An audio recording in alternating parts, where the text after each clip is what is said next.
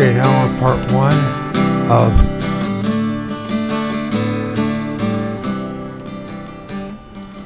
I got myself all mixed up here.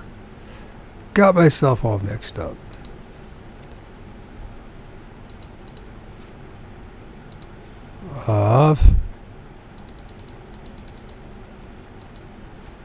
Bob and Rose, The Journeys Out of the Body. Not with a wand, nor lightly. The following ordinarily would appear in a foreword or preface.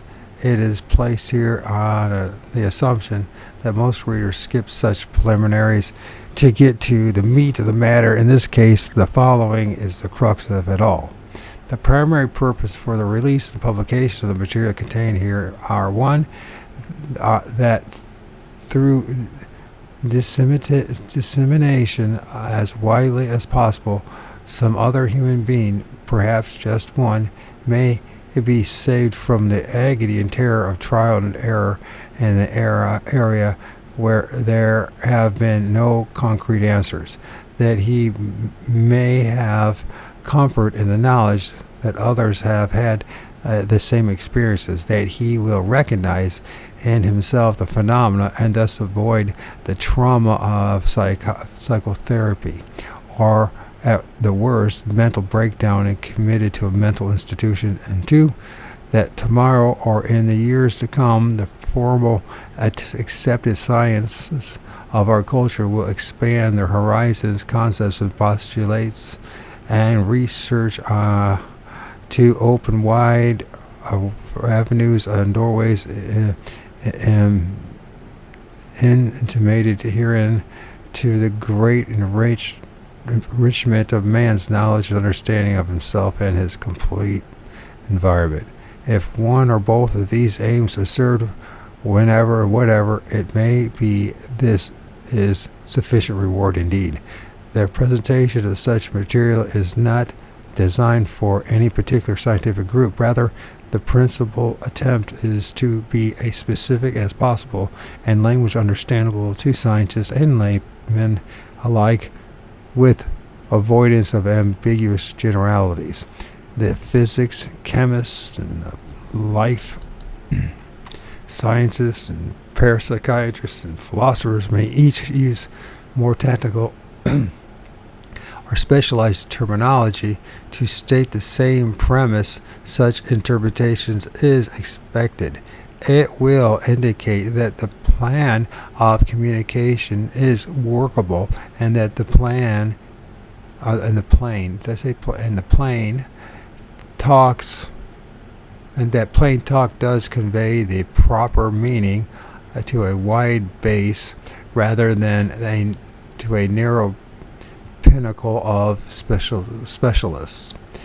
It is expected too that many interpretations will be contradictory, and that most difficult mental process of all is to consider objectively any concept which, if accepted as fact, will toss into disregard a lifetime of training and experience. Yet much has already been accepted as fact on far less direct evidence than that presented here, and now is accepted. It is the hope that the same will apply to the data included here. It is indeed the most difficult mental process of all, this objective consideration business. Once in a lifetime is enough. Let's look for a beginning to this candid report of highly personal experience. In the spring of 1958, I was living a reasonably normal life with a reasonably normal family, because we appreciate nature and quiet. Ours was a country environment. The only unorthodox activity was my experimentations with techniques of data learning during sleep with myself as the chief subject. The first signs of deviation from the norm took place on the Sunday afternoon. While the rest of the family had gone to church, I conducted an experiment by listening to a particular tape recording in a highly isolated environment. It was a simple attempt to force concentration on a single intelligent signal source, oral, with lower signals input from the other senses. Degree of retention and recall would indicate the success of the technique. Isolated from other sights and sounds, I listened to the tape. It contained no unusual or strange suggestions. Most significant in retrospect was the strong suggestion to remember and recall all that took place during the relaxation exercise. The tape ran its course with no unusual results. My recall was thorough and complete because it had been a product of my own efforts and thus familiar to me. Perhaps too much so, as no retention or recall of the original or new material was possible in my case. The technique would have to be utilized with some other subject. When my family returned, we all had brunch, which consisted of scrambled eggs, bacon, and coffee. Some unimportant controversy occurred at the table, which was not germane to the problem. A little over an hour later, I was seized with the severe iron-hard cramp which extended across my diaphragm and solar plexus area just under my ribs. It was a solid band of unyielding ache. At first I thought it was some sort of food poisoning from brunch. In desperation, I forced myself to regurgitate, but my stomach was empty. Other members of my family had eaten the same food, showed no signs of illness or discomfort. I tried exercising and walking on the assumption that it was a cramped abdominal muscle. It was not appendicitis, as my appendix had been removed. I could breathe properly in spite of the pain. My heart appeared normal and the pulse rate.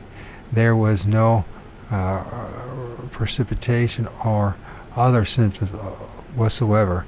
Just a hard, tense, lock-in-place rigidity of a band of muscles in the upper abdomen. It occurred to me that perhaps some factor in the recording had caused it, and going over the tape and written copy form which it had been made, I found nothing unusual. What suggestion there was, I complied with, seeking to relieve any unconscious suggestion that might have been applied. Still no relief. Perhaps I should have phoned immediately for a doctor. However, it didn't seem that serious, nor did it become any worse, but it didn't get any better either. Finally, we phoned for medical help, and all the local doctors were away or playing golf. From 1:30 in the afternoon until around midnight, the cramp and pain continued. No typical home medicine seemed to alleviate it. Sometimes after 12, I fell asleep from pure exhaustion.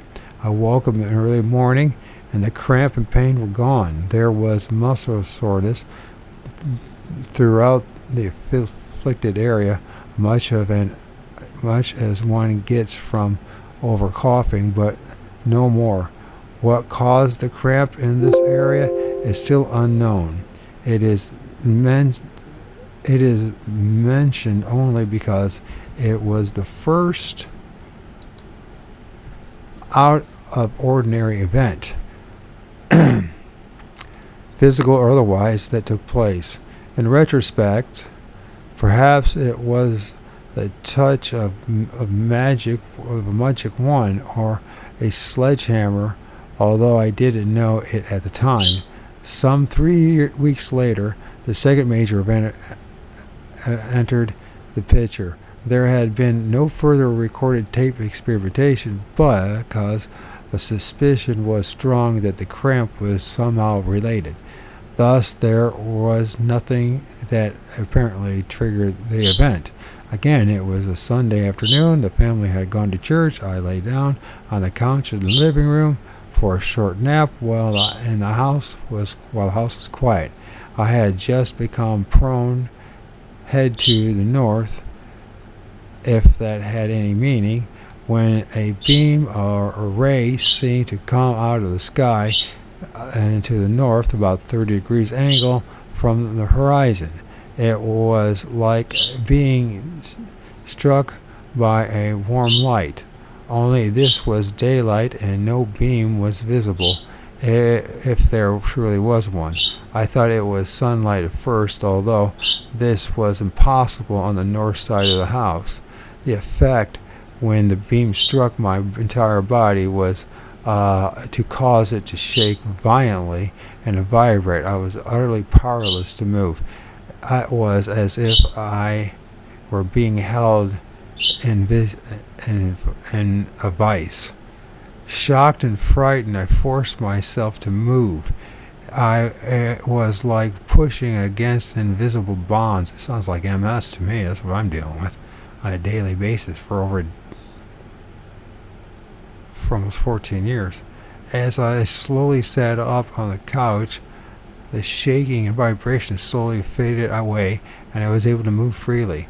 I stood up and walked around, and there had been no loss of consciousness that I was aware of. The clock showed that only a few seconds had elapsed since I had stretched out on the couch. I had not closed my eyes and had seen the room and heard the outdoor noises during the entire episode. I looked out the window, especially to the north, although why and what I expected to see, I don't know. Everything looked normal and serene. I went outside for a walk to puzzle over the strange things that had happened. Within the following 6 weeks, the same peculiar condition manifested itself 9 times. It occurred in different periods and localities, and only common factor was that it began just after I had laid down for rest and sleep. Whatever it took place, I found myself to a sitting position, and the shaking faded away. Although my body felt the shaking, I couldn't see any visible evidence that it was doing so. My limited knowledge of medicine envisioned many possibilities as a cause. I thought of epilepsy, but I understood that epileptics had no memory or sensation of such seizures. Further, I understood epilepsy is hereditary and shows signs at the early age, and neither was evident in my case. Second was the possibility of the brain disorder such as tumor growth. Again, the symptoms were not typical, but this could be it. With trepidation, I went to our longtime family physician, Dr. Richard Gordon, and explained the symptoms. As an internist and diagnostician, he should have had what answer there may have been. He also knew my medical history, such as it was. After a thorough physical, Mr. Gordon suggested that I had been working too hard, that I get more sleep, and take off a little weight. In short, he could find nothing wrong with me physically. He laughed at the possibility of brain tumor and epilepsy. I took his word for it and returned home relieved. If there was not a physical basis for the phenomenon, I thought it must be hallucinatory, a form of dreaming. Therefore, if the condition came again, I would observe it objectively as possible, and it obliged come on that it obliged by coming on that very evening. It began some 2 minutes after I lay down to sleep. This time I was determined to stay with it and see what happened rather than fight my way out of it. As I lay there, the feeling surged into my head and swept over my entire body. It was not a shaking, but more a vibration, steady and unvarying in frequency. I felt much like an electric shock running through the entire body without pain involved. Also, the frequency seemed somewhat below the 60 cycle pulsation, perhaps half that rate. Frightened, I stayed with it, trying to remain calm. I could see the room around me, but could hear little above the roaring and caused by the vibrations. I wondered what would happen next. Nothing happened. After some 5 minutes, the sensation slowly faded away, and I got up feeling perfectly normal. My pulse rate was up, evidently due to the excitement, but no more. With this result, I lost much of my fear of the condition. In the next 4 or 5 occurrences of the vibration, I discovered a little more. On one occasion, at least, it seemed to develop into a ring of sparks about 2 feet in diameter, with an axis of my body in the center of the ring. I could actually see the ring if I closed my eyes. The ring would start at the head and slowly sweep down to my toes and back to my head, keeping this up in a regular oscillation. The time of the cycle seemed to be some 5 seconds. As the ring passed over each section of my body, I could feel the vibrations like a band cutting through that section. When the ring passed over my head, that great roaring surge with it, I felt the vibrations in my brain. I attempted to study this flaming electrical seeming ring, but could discover no reason for it or what it was. All of this remained unknown to my wife and children. I could see no reason to worry or concern them until something definite was known of it. I did take a friend into my confidence, a well-known psychologist, Dr. Foster Bradshaw. If it had not been for him, I can't not predict where I would be at this time, perhaps in an institution. I discussed the matter with him, and he was most interested. He suggested it might be some form of hallucination. Like Dr. Gordon, he knew me well. Consequently, he laughed at the concept that I was in the beginning stages of schizophrenia or the like. I asked him what he thought I should do. Shall I always remember his answer? Why, there's nothing else you can do but look into it and see what it is. Dr. Bradshaw replied, anyhow, it doesn't seem you have much choice. If it happened to me, I'd go off into the woods somewhere and keep trying until I found the answer.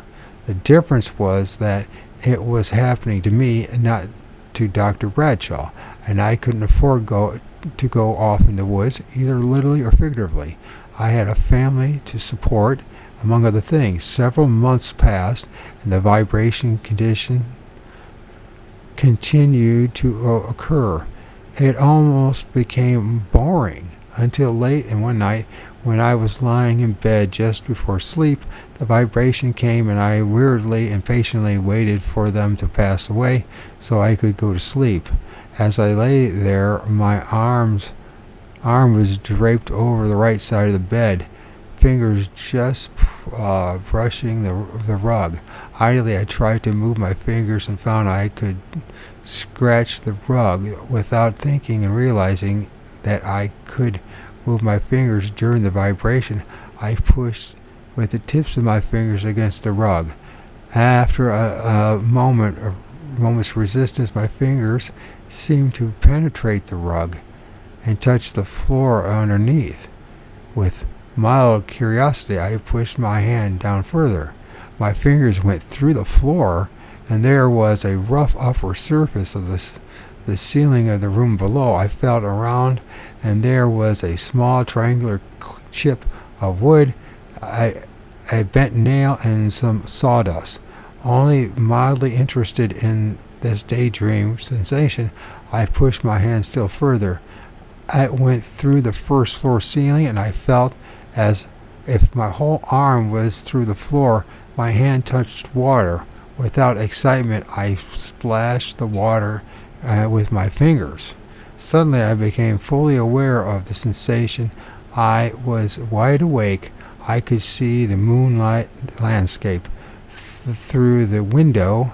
I could feel myself lying on the bed and covers over my body, a pillow under my head, my chest rising and falling as I breathed. The vibrations were still present, but to a lesser degree. Yet impossibly, my hand was playing in a pool of water. My arm felt as if it was stuck down through the floor. I was surely wide awake, and the sensation was still there.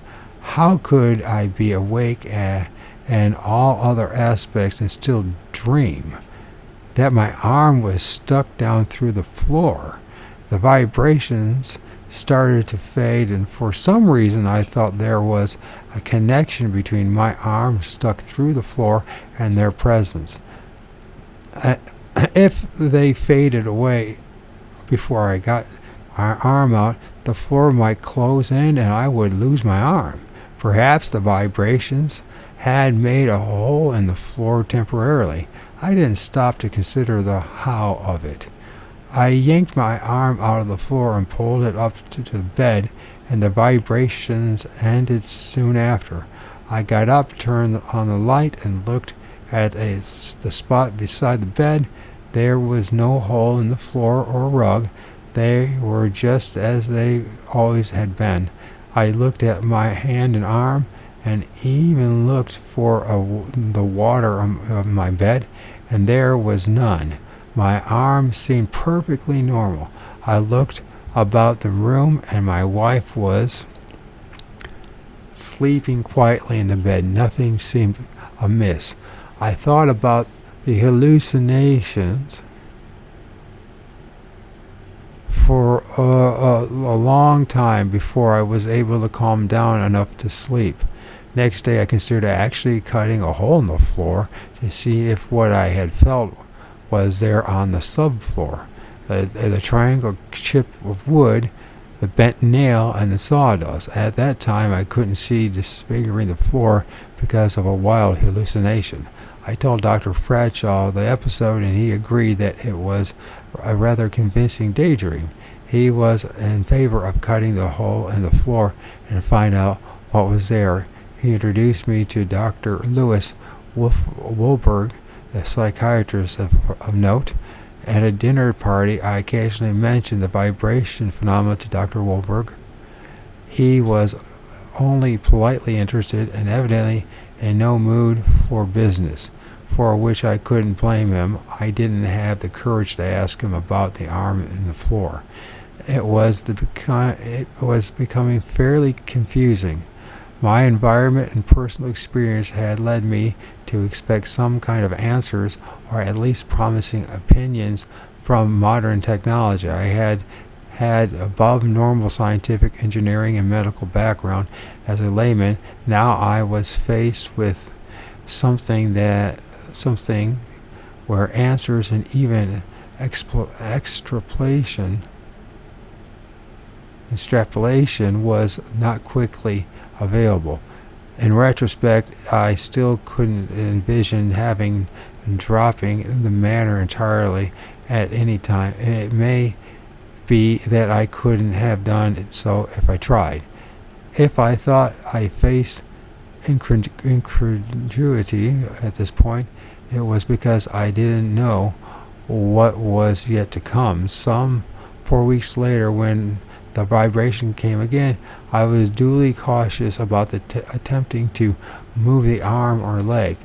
It was late at night. I was lying in bed before sleep. My wife had fallen asleep beside me. There was a surge of that seemed to be in my bed. Quickly, the condition spread through my body. It all seemed the same as I lay there trying to decide how to analyze the things in another way.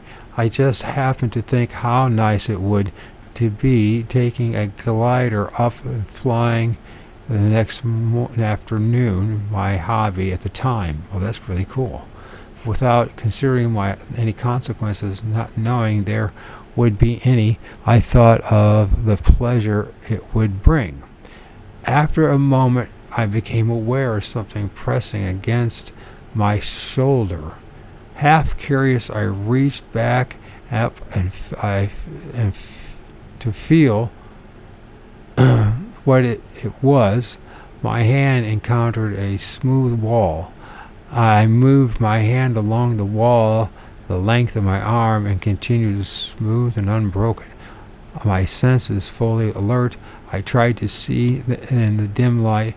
It was a wall, and I was lying against it with my shoulder. Immediately reasoned that I had gone to sleep and fallen out of bed.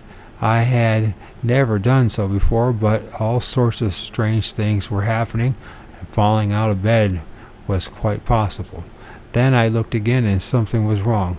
This wall had no windows, no furniture against it, no door. It was not a wall of my bedroom, yet somehow it was familiar. Identifications came instantly.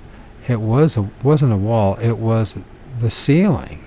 I was floating against the ceiling, bouncing against gently with any movement I made. I rolled in the air and startled and looked down. There in the dim light below me was the bed. There were two figures lying in the bed.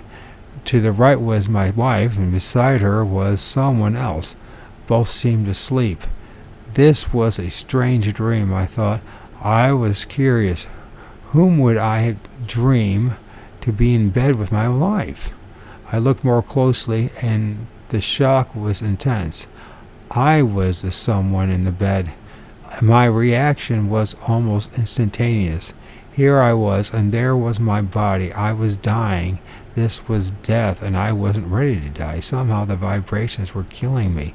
Desperately, like a diver, I swooped down to my body and dove in.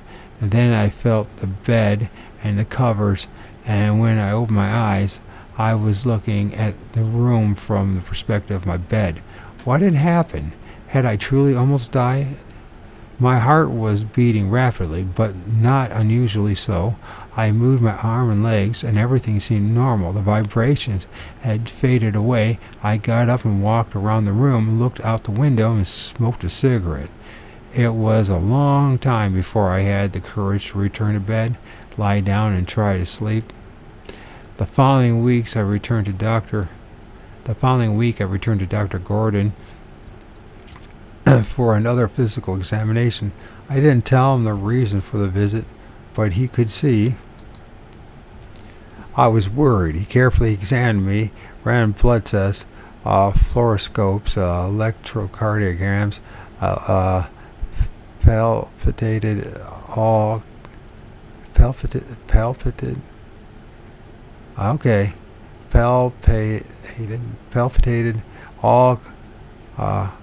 cavities, run urinalysis, and about everything else he could think of. He checked very carefully for indications of brain lesions and asked me many questions relating to motor actions in various parts of the body. He arranged for a EEG, a brain wave analysis, which evidently showed no unusual problem. At least he never reported any to me. I am sure he would have. Dr. Gordon gave me some tranquilizers and sent me home with orders to take off weight, smoke less, and get more rest, and said that if I had a problem, it was not a physical one. I met with Dr. Bradshaw, my psychologist friend. He was even less helpful and far from sympathetic when I told him the story. He thought I should try to repeat the experience if I could. I told him I wasn't ready to die. "Oh, I don't think you'll do that," Dr. Bradshaw stated calmly. "Some of the fellows who practice yoga and those of Eastern religions claim they can do it whenever they want to." I asked him, "Do what?" "Why, get out of their physical body for a while," he replied. "They claim they can go all over the place. You ought to try it." I told him that was ridiculous. Nobody can travel around without their physical body. "Well, I wouldn't be too sure," Dr. Bradshaw replied calmly. "You ought to read something about the Hindus." "Did you study any philosophy in college?" I said I had, but there was nothing I could recall about this traveling without the body business. "Maybe you didn't have the right philosophy professor. That's what it seems to me." Dr. Bradshaw lit a cigar, then looked at me. "Well, don't be so close-minded. Try it and find out. As my old philosophy professor said, if you're blind in one eye, turn your head. If you're blind in both eyes, then open your ears and listen." I asked what to do if you were deaf, too, but I didn't get a reply. Of course, Dr. Bradshaw had every reason to be casual about it. It was happening to me, not to him. I didn't know what I would have done without my pragmatic approach and his pragmatic approach and his wonderful sense of humor. It is a debt I shall never be able to repay. The vibrations came and went 6 more times after I got up the courage to try to repeat the experience. When I did, it was an anticlimactic. With the vibrations in full force, I thought of floating upward, and I did. I smoothly floated up over the bed, and when I willed myself to stop, I did. Floating in midair, it was not a bad feeling at all, but I was nervous about falling suddenly. After a few seconds, I thought myself downward, and a moment later, I felt myself in bed again, with all normal physical senses fully operating. There had been no discontinuity and consciousness from the moment I lay down in bed until I got up after the vibrations faded. If it wasn't real, just a hallucination or a dream, I was in trouble. I couldn't tell where wakefulness stopped and dreaming began. There are thousands of people in mental institutions who have just that problem. The second time I attempted to disassociate deliberately was successful. Again, I went up to the ceiling height. However, this time I experienced an overwhelming strong sexual drive and could think of nothing else. Embarrassed and irritated at myself because of my inability to control this tide of emotion, I turned back into my physical body. It wasn't until some 5 episodes later that I discovered the secret of such control. The evident importance of sexuality in the whole subject is so great that it is covered in detail later. At this time, it was an exasperating mental block which held me within the confines of the room where my physical body lay.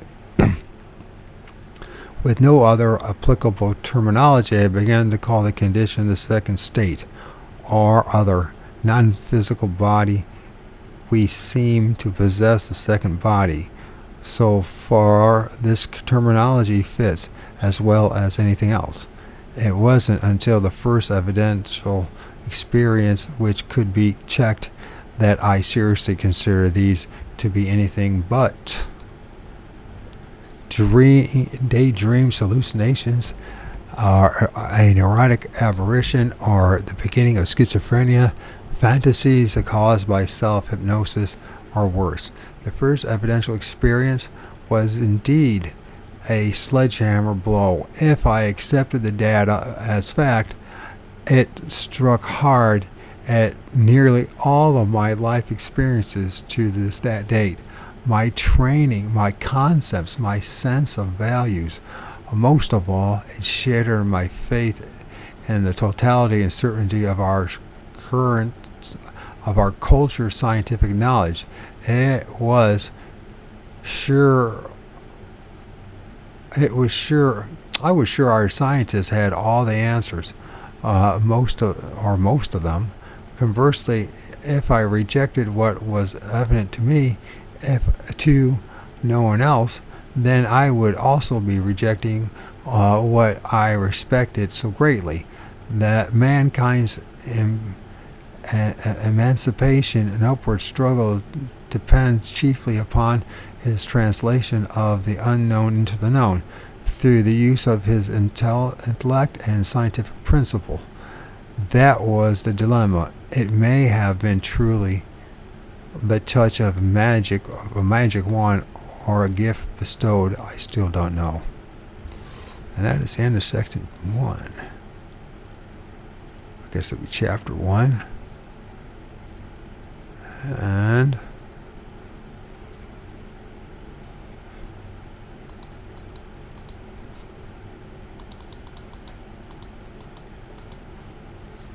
read all there. And chapter 1.